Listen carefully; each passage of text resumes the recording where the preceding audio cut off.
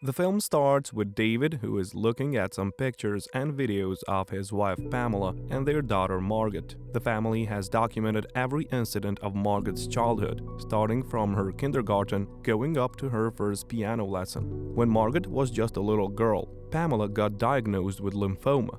She tried her best to fight the disease, and she used to take long walks with David. Eventually, she got better, and the family spent a great few years together. However, when Margaret was in 8th grade, Pamela got sick again, and she was hospitalized. This was very hard for Margaret, and she spent a lot of time with her mother, who died in 2015. 2 years later, David and Margaret are not that close anymore. She is in high school now, and David is reminding her to take out the trash. She tells him that she will be home late due to a study session. That night, however, when David is asleep, he receives multiple calls from Margaret. In the morning, he tries calling her, but she doesn't pick up. She hasn't taken the trash out, and he takes a picture of it. At the office, David is worried about Margaret, who is not responding, and he calls her but she's not picking up. Even her laptop is at home, and David is worried, but then he remembers that Margaret has piano lessons on Friday.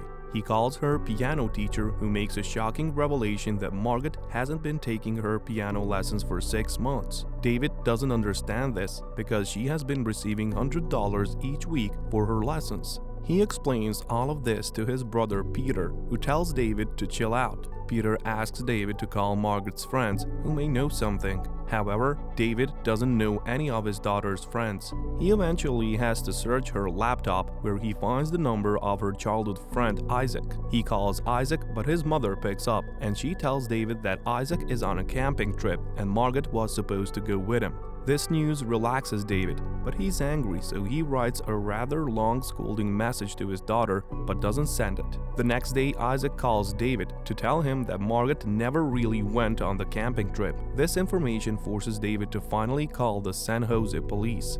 The 911 operator takes his report and gets him in contact with Detective Rosemary. She asks David some basic questions, while David looks her up on the internet to find out that she's a decorated police detective who has solved many cases. She tells him to find out any clues that he can about Margaret's personal life, while she will do the ground investigation. So David decides to hack into Margaret's Facebook because he isn't following her on any of her social media accounts. After using some basic tricks, he opens her Facebook and starts talking to every one of her friends about her. To his surprise, no one even knows where Margaret was that night. Even Isaac doesn't know much about her and says that Margaret usually kept to herself. This is when David finds the girl who had held the study group at her home, but she says that Margaret left around 9 p.m. She also says that Margaret used to spend her time on other social media accounts like Tumblr. David doesn't find much there either, and he's pretty much stumped. That's when he checks Margaret's bank account to find out that she withdrew $2,500 into a Vimo account. He's explaining all of this to Peter when he sees that one shady-looking guy named Derek was stalking her on Instagram. He uses an online service to get Derek's contact number, but Derek too was at Bieber concert that evening. Around this time, Rosemary calls him and shows him the last seen footage of Margaret's vehicle. David notes down this location. Rosemary also informs him that Margaret had made a fake driving license, and she probably used the money to buy this. She says that Margaret most probably ran away from her home. David doesn't want to believe it, so he keeps on searching her social media when he finds out that she was using a website called cked. After some messing around on the site, David realizes that it's a streaming website.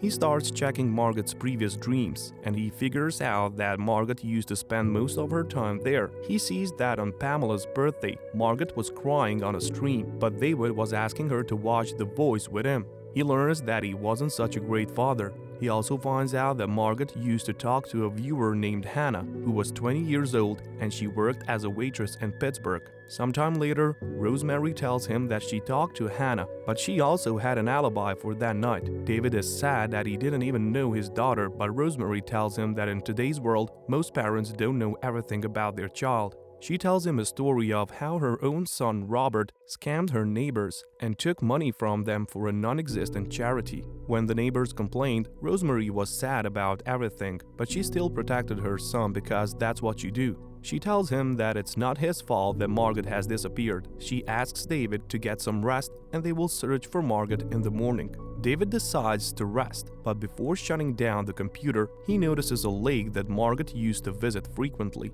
He learns that the lake was only 5 minutes away from her last seen location, and he quickly drives to that place. There, he calls Rosemary to tell her that he found Margaret's car keys around the lake. In the morning, the police take out Margaret's car that was dumped in the lake. Thankfully, Margaret is not inside, but $2,500 are still inside the car. From then on, ground search starts, and Rosemary explains that they will search certain areas around the lake that haven't been searched yet. David and others spend the entire day looking for Margaret, and he even asks other volunteers to join the effort, but the search has to be stopped due to heavy rain.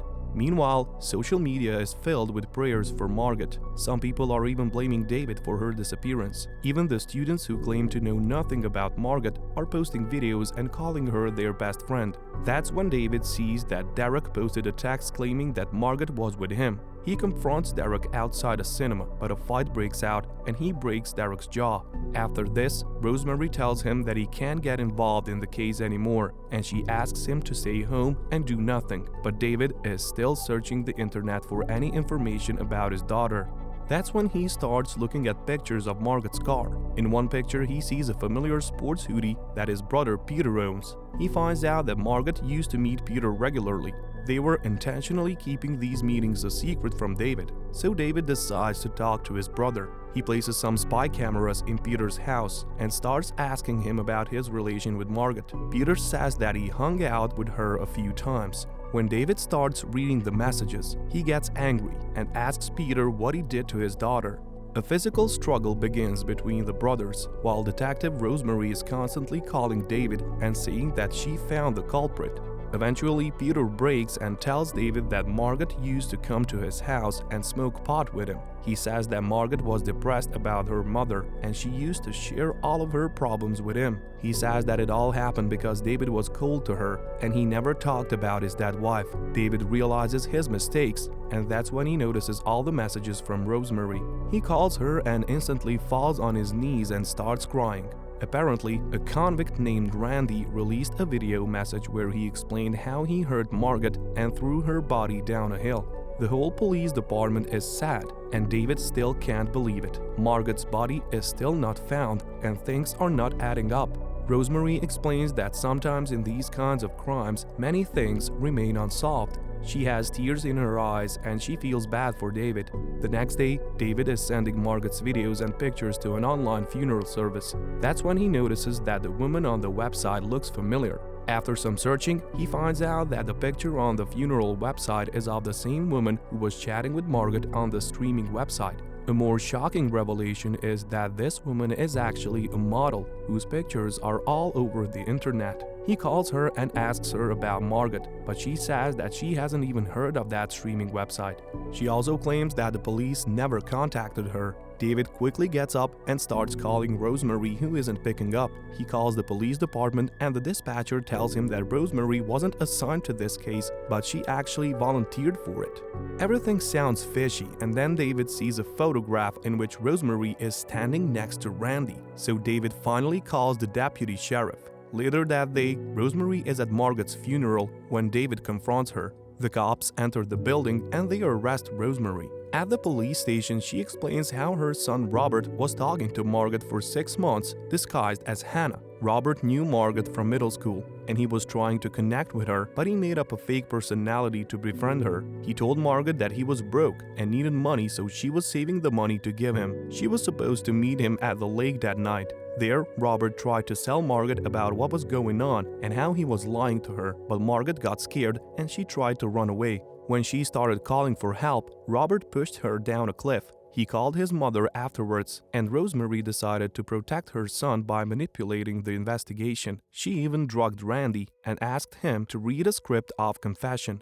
In the end, she shot Randy and committed murder just to save her son's life. She says that Margaret fell 50 feet, so there is no way that she survived. It's been 7 days, so her chances of being alive are extremely low. But David explains that it rained for 2 days, so Margaret had plenty of water. They go down to the cliff where the rescue services got Margaret out of that hole. Everyone is surprised that she's still alive. A couple of years later, she's checking to see if she got into a music school while talking to her father, who wants to meet tonight. The father and daughter are on a much better terms, and they have finally opened up to one another. The film ends with Margaret watching a picture of her and David.